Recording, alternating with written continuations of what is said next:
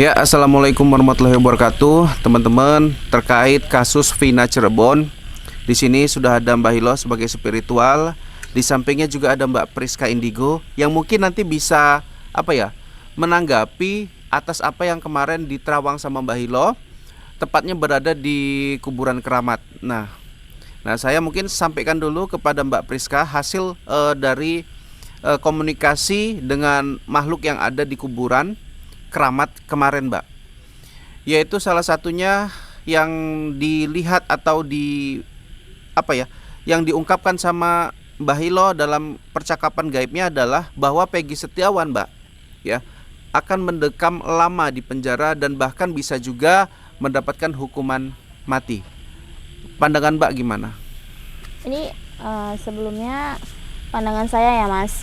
Gini, yang saya lihat sekarang tuh, Mas, maaf nih, menyampingkan dari yang dibisikkan oleh sosok ke Mbak Hilo gitu kan. Iya. Yang saya lihat sekarang tuh Peggy nggak bakalan kena hukuman, Mas. Peggy nggak bakal kena hukuman. Tapi kan Mbak, ini udah ada satu step yang sebetulnya sangat merugikan dari pihak Peggy Setiawan sendiri. Ini dari pandangan pengacaranya, Mbak. Ya, katanya kan sidang kemarin aturnya tanggal 24 toh, Mbak. Iya. 24 Juni, tapi dibatalkan sampai 1 Juli. Nah, indikasi dari pengacara katanya ini ada trik dari polisi. Kalau nanti dikeluarkan P21, maka akan sia-sialah pra-peradilan yang akan digelar untuk Peggy. Sebelum itu dilakukan, sidang itu dilaksanakan, kalau P21 di tengah-tengah jalan dimunculkan, Mbak, maka sidang itu akan gugur loh, Mbak. Dan Peggy Setiawan pasti mendekam di penjara gitu loh, Mbak. Gini, Mas, itu mungkin ada taktik dari mereka ya, Mas. Gitu kan. Mereka juga dibilang nggak bodoh, mereka orang berpendidikan gitu. Pasti kan, Mas. orang lapangan juga gitu. Benar, Mas. Mereka lebih tahu tuh, Mas, mengatur di mana-mananya. Yang harus memang benar-benar ini harus memang udah nggak harus sidang. Ini memang harus gugur, ini memang harus ada hukuman gitu kan, Mas. Yeah. Cuman kalau yang saya lihat ke depannya sih, Mas, Peggy bakalan bebas sih. Peggy bakalan bebas. Nah, Mbak Hilo, kemarin Mbak Hilo sendiri yang nerawang ya sosok Peggy Setiawan melalui perjumpaan panjenengan dengan sosok gaib gitu. Panjenengan juga mengatakan bahwasannya Peggy Setiawan akan dihukum lama, bahkan bisa juga dihukum mati.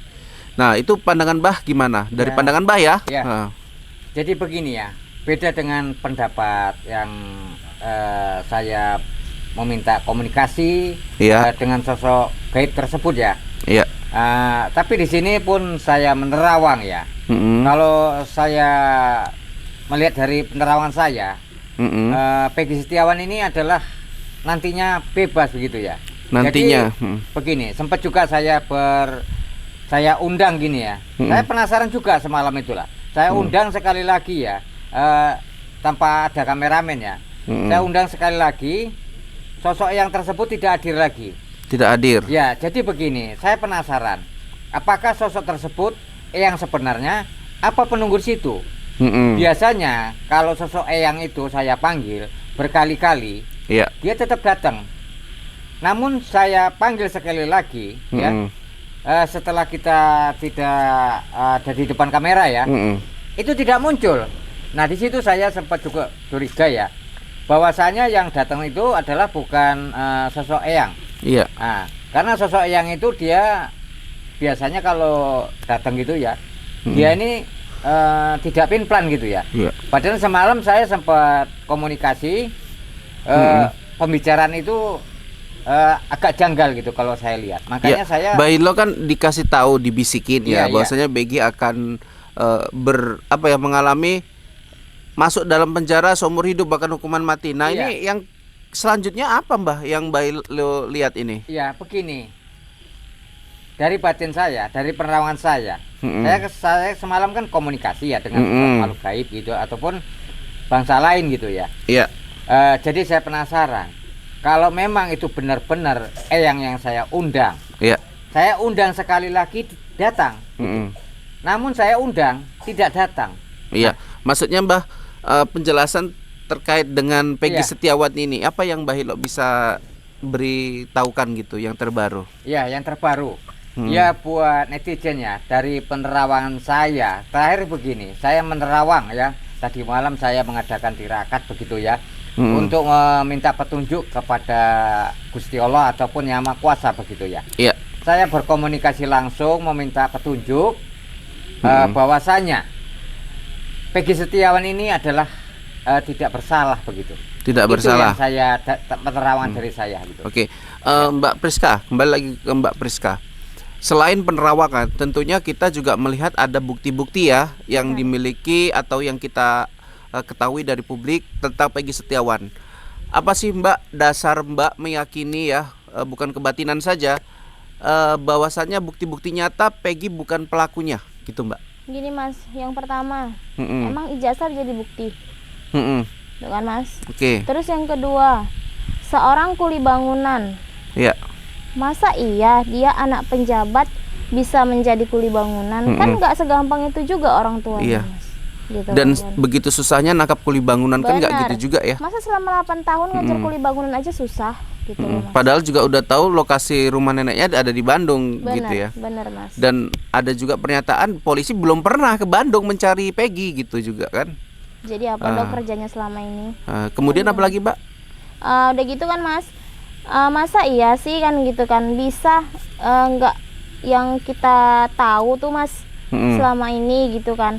Peggy yang kita tahu itu anak penjabat dan Peggy yang ditangkap tuh jauh bedanya loh gitu Mas. Jauh gitu. bedanya. Terkait dengan motor gimana Mbak? Motor yang pertama kali diambil pada tahun 2000 kejadian ya. Pada saat kejadian itu motor smash warna pink. Makanya semalam saya sempat berdebat sama Mbah Hilo, bertanya, geng motor Mbah, ada nggak sih geng motor anarkis yang kejam menggunakan warna motor berwarna pink? Nggak ada, gitu. Mas. Kemudian yang kemarin ditangkap Mbak di Bandung kan motor Peggy ada juga Mbak. Iya. Ya, saya lupa motor jenis apa, cuman di dalam bagasi motor Peggy itu ditemukan ada selembaran Al-Quran, ada juga alat-alat mandi, ada juga pakaian dan lain-lain, ada juga sarung. Geng motor mana atau bekas geng motor mana yang seperti itu gitu loh.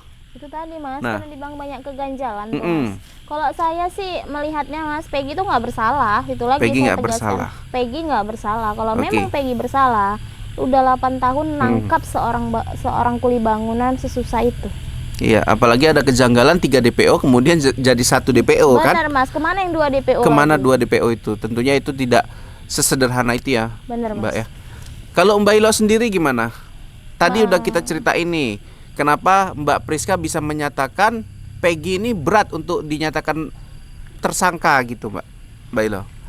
Atau mungkin Mbak Ilo ada yang mau ditanyakan gitu? Ya, Nah. begini ya, kepada